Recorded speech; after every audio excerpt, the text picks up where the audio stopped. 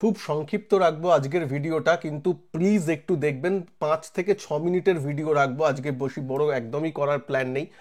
কেন আজকে 25,000-এ বন্ধ হয়েছে আরবিআই এর পলিসি এবং আগামী দিনগুলোতে মার্কেটের টেকনিক্যাল চার্ট কি বলছে সেটা নিয়ে আলোচনা করব। চলুন শুরু করি। প্রথমেই দেখুন, আহ, একটা দুটো কথা বলতেই হয়। মার্কেটের ডেইলি চার্টটা আপনাদের সামনে খোলা আছে এবং এই দুটো দাগ আমি কিন্তু আগে থেকেই, বহু দিন আগে থেকে আপনাদের সামনে টেনে রেখেছি। বারবার বলেছিলাম 24,450 থেকে 24,500, তো এর নিচে যদি ক্লোজিং দেয়, 24,500-র নিচে যদি ক্লোজিং দেয় তাহলে অবশ্যই খারাপ, একটু মানে রেঞ্জটার ব্রেকডাউন হবে নিচের দিকে। সেটা কখনোই হয়নি। 500 টাচ করেছিল কিন্তু 500-র নিচে ক্লোজিং কিন্তু এই কতদিনে হয়নি। তাই জন্য আবার উপরের দিকে গিয়ে আজকে কিন্তু বন্ধ করেছে। হ্যাঁ, আরবিআই এর যে মনিটারি পলিসি এসেছে তার একটা প্রভাব আছে, সেটা নিয়ে বলবো ভিডিওতে। কিন্তু আবার কিন্তু এই রেঞ্জের মধ্যেই আছে। যদি বলে নিফটি কি ব্রেকআউট দিয়ে দিয়েছে আজকের এই যে 200-250 পয়েন্টের বৃদ্ধি হয়েছে, না, ব্রেকআউট এখনো দেয়নি। 25,050 এইসবের উপরে যদি বন্ধ দেয়, এইসবের উপরে যদি টিকে গিয়ে ট্রেডিং করে, তাহলে বোঝা যাবে যে হ্যাঁ ব্রেকআউট দিয়েছে, তাছাড়া নয়। তবে ওই যে রেঞ্জ তৈরি করেছিল, এই যে বাক্সটা তৈরি করেছিল, তার আপার রেঞ্জের দিকে গিয়ে কিন্তু বন্ধ হয়েছে। এখনো রেঞ্জের মধ্যেই আছে, নাথিং টু ওয়ারি, মানে বুলসদের যে ওয়ারি করার ব্যাপার আছে তা এখনো হয়নি। এবার ভিডিওটাকে ভালো লাগলে একটু লাইক করে দেবেন প্লিজ। এবার আমি আরবিআই এর একটু পলিসি নিয়ে আসবো, সেটা যে ফান্ডামেন্টাল কতটা ইম্পর্টেন্ট আমাদের জন্য সেটা নিয়ে বলবো একটু। তার আগে বলে নি, দেখুন আমার ভিডিওর নিচে আগেও দেখেছিলাম কয়েকজন কমেন্ট করেন এবং সেটা অনেকের, আপনাদের অনেকেরই হয়তো মনে আসে, এই যে নেক্সট উইকে 21,000-এ চলে যাবে, বা জুন মাসের প্রথম থেকেই পতন শুরু হবে। হ্যাঁ, বা দেখে নেবেন ঠিকই 1 মাসের মধ্যে নিফটি 22,000-এ চলে আসবে। এই ব্যাপারগুলো আমি আপনাদের কাছে আবার আবার রিকোয়েস্ট করছি, যেটা আমি বারবার বলে থাকি, অ্যাজ আ ট্রেডার একদম ফ্রি ক্যানভাস রাখুন। ইনভেস্টরদের তো কোনো ব্যাপার নয়, ইনভেস্টররা প্রতিটা লেভেলে ফান্ডামেন্টাল অনুযায়ী বিভিন্ন স্টকে ইনভেস্ট করছে, এক্সেট্রা এক্সেট্রা। কিন্তু যারা ট্রেডার, স্পেশালি মার্কেটের উপর যারা ভিউ রাখেন, তাদের আমি বলবো যে টেকনিক্যাল অ্যানালিসিস বুঝে কাজ করুন। এবং টেকনিক্যাল অ্যানালিসিস অনুযায়ী কিন্তু লেভেলের দাম আছে। যদি 22,000-এ আসতে হয়, আপনাদের সামনেই, আমাদের সামনেই নিফটি প্রথমে 24,500 ভাঙবে, তারপর আসবে। অ্যাজ আ ট্রেডার আপনাদের কি বলি বারবার, যে আপনাদের বলি যে নিজের কি করবেন সেটা প্ল্যানটা রেডি রাখুন। তারপর ফ্রি মনে একদম নিরপেক্ষভাবে মার্কেটকে অ্যানালিসিস করুন, টেকনিক্যাল অ্যানালিসিসটা করুন, তারপর ডিসিশন নিন। দেখুন, আমি কিন্তু মার্কেট এইভাবে চলছিল, নিচের দিকেও এসেছিল একটা বিগ রেড ক্যান্ডেলে, আমি কিন্তু ফ্রি মন রেখেছিলাম যে মার্কেট যেমন যেমন করবে তেমন ভাবে আমি কাজ করব, সেই অনুযায়ী ট্রেডিং করেছি। ছোট্ট উদাহরণ দিই, আপনারা নিশ্চয়ই জানেন এই যে ট্রেডিং অ্যাকাউন্টের যে চ্যানেল এটা চলছিল 1 জানুয়ারি থেকে 6 জুন, যদিও মে মাস পর্যন্ত ছিল, আমার মে মাসের ট্রেডিং চ্যালেঞ্জ শেষ হয়ে গেছে, তাও জাস্ট একটা, যেহেতু এই কথাটা উঠছে যে ট্রেডারদের ফ্রি মনটা কেন রাখা উচিত। দেখুন এখানে দেখতেই পাচ্ছেন 7 লাখ রুপিস এই অ্যাকাউন্টে এনেছিল, এইটা তো ফেইলিয়ার হয়েছিল। এইটা 7 লাখ অ্যাকাউন্টের, সেই আর কোনো টাকা কিন্তু আমি অ্যাড করিনি, দেখতেই পাচ্ছেন 1 জানুয়ারি থেকে 6 জুন পর্যন্ত আর কোনো টাকা কিন্তু অ্যাড এখানে হয়নি।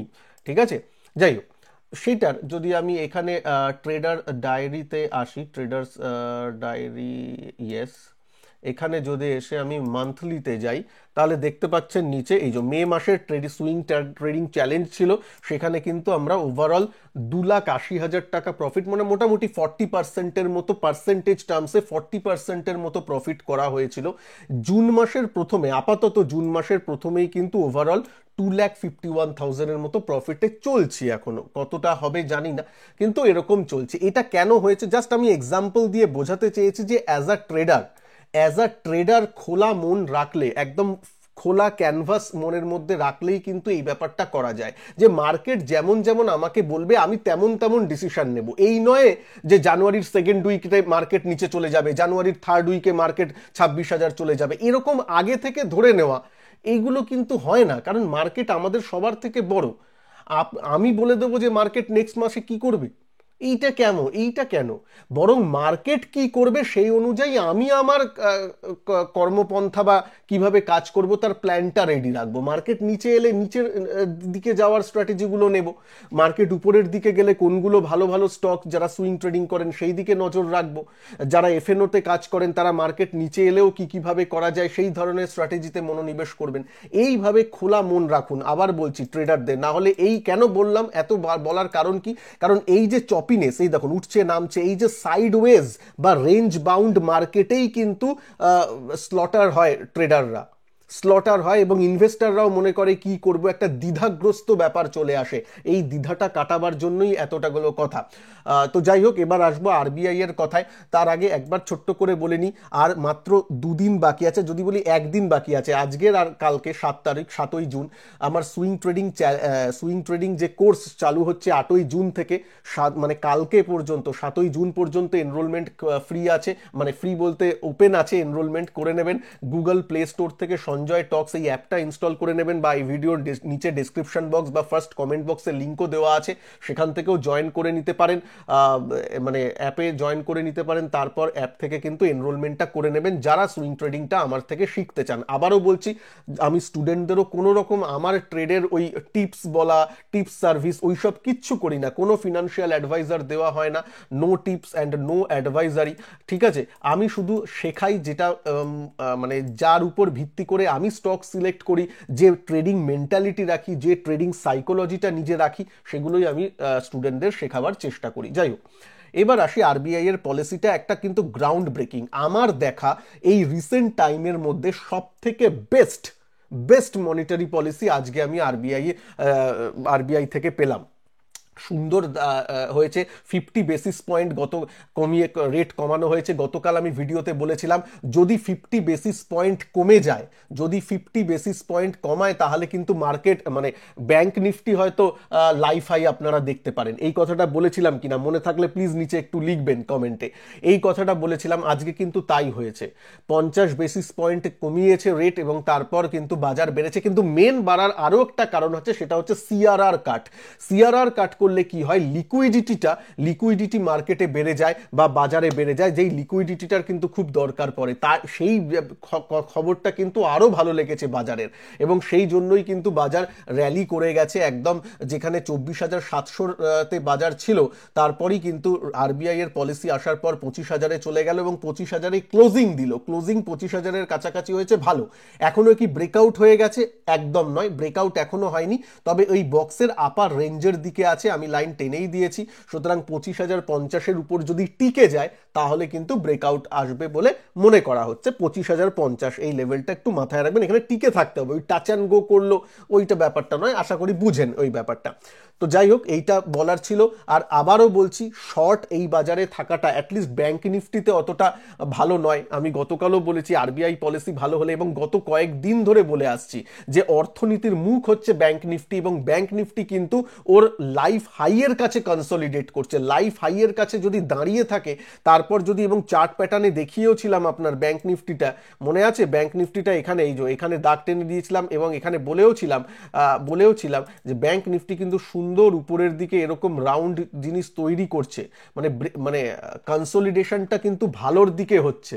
আজকে কিন্তু একটা সুন্দর ব্রেকআউট দিয়ে ভালো ক্লোজিং দিয়েছে। এবার কাল আবার হয়তো এখানে কনসলিডেট করবে বা আবার একটু নিচে আসবে বা যাই করুক, কিন্তু এইখানে কিন্তু সুন্দর একটা লাইফ হাইতে ক্লোজিং বেসিসে আমরা লাইফ হাই পেলাম, যেটা কিন্তু একটা বুলিশ দিক।